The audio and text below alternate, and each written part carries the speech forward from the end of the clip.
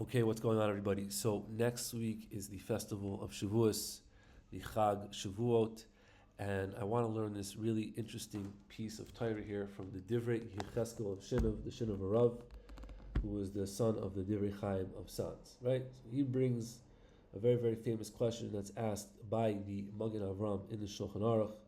He asks this question, says that how do we say today that Shavuos is the day that we got the Torah, right? Because we celebrate Shavuos these days on Vav Sivan, the 6th day of the month of Sivan. But in the Gemara, it's decided that the actual Torah was given back then on Zayin Sivan, on the 7th day of Sivan. So how do we say today that the Torah was given, like when we're celebrating Shavuos today, we're celebrating that Hashem gave us the Torah, but really it's not even that day. Really it was given on Zayin Sivan. It was really given one day later. So for example, if you live in America, I live in Israel, so Shavuos is only one day. But if you live in America and you have 2 days, it's really the second day of Chag, which is Zion. That is the actual day that it was given on Har Sinai, but we celebrate the first day of Shavuos on the 6th day, on Vav. So how do we say that it is the day of the giving of the Torah, right? And also he asks, another question, is that the Torah was given on the 51st day of the Sfira, right? Right now we're counting Sfiras Omer, 49 days, and the 50th day is the day that we're supposed to get this, that we got the Torah on Har Sinai. But again, now we're counting on 51. So what's going on over here? Right?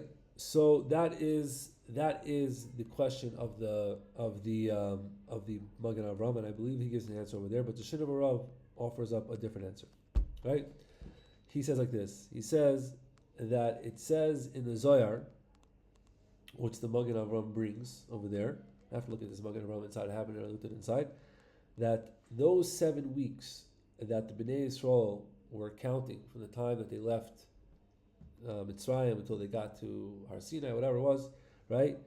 They were comparable to the 7 clean days that a woman counts to be pure from her nida, right? When a woman today menstruates, according to the halacha, a woman gets her period, then she has to wait a few days until it stops, and then she can count 7 clean white days, whatever that we call them, and what's it called, and then she could go to the mikvah, and then she could resume being with her husband. Right? That's the basics of Hilchos Nida. There's a lot more obviously to that, but that's just in this case that we're talking about here, right? So the 7 weeks that the Bnei Yisrael were counting then represent the 7 clean days of a woman trying to get clean from being a nida, right? And it says in the halacha, in the Shulchan Aruch there, that if a woman is poilet shivcha zera, eino soiser ve'eino oila, meaning that if a woman who had relations, right, and then she becomes a nida, and then she's counting these clean days, if it happened to be during those 7 clean days that semen came out of her, right? This is a little intense, but semen. This is what we call plitas shivcha zera. That semen comes out of her. So do we say that now she is tummy again, and does she have to restart the counting of the 7 days? Right. So we say no. It doesn't count. It doesn't stop anything. It doesn't add anything. Meaning she just doesn't count that day, and then she starts again. Like so, if it was, let's say it happened on the 3rd day, so she already counted, the first 2 days. So that 3rd day wouldn't count. The next day she would count the 3rd day again. So really she would be ending up counting 8 days, whatever it is. But that day doesn't really exist, doesn't really bother us. Right? That's what it says over here. Okay. So that is the concept. Now Rashi says, right, that what happened on the way to Har Sinai, right? It says in the Torah that the Jews got attacked by Amalek.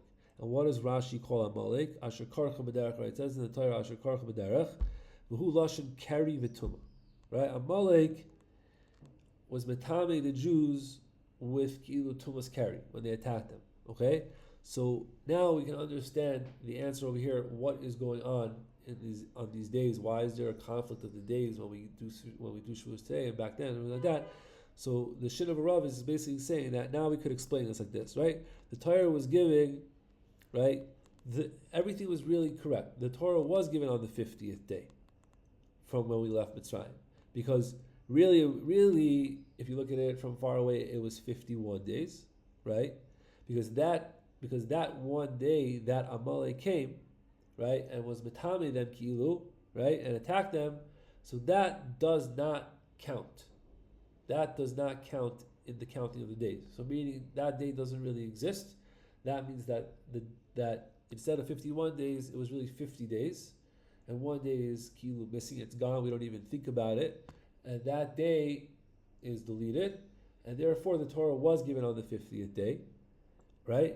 And therefore we also say that the Chag Shavuos is the 50th day of the giving of the Torah, right? The giving of the Torah then, and it really was on Vav Sivan. It really wasn't on Zayin Sivan. Back then it was on Zayin Sivan because it was, there was one day that was deleted. So fine, we had to go to the next day on Zayin Sivan, right? But really the energy of the Torah, really the Torah was given kilu on Vav Sivan. It's an interesting concept, right? It says over here in the footnote, it says that the Torah was given on the 50th day of the Sfira, because that 51st day, whatever, one of those extra the days in there was when Amalek attacked, right?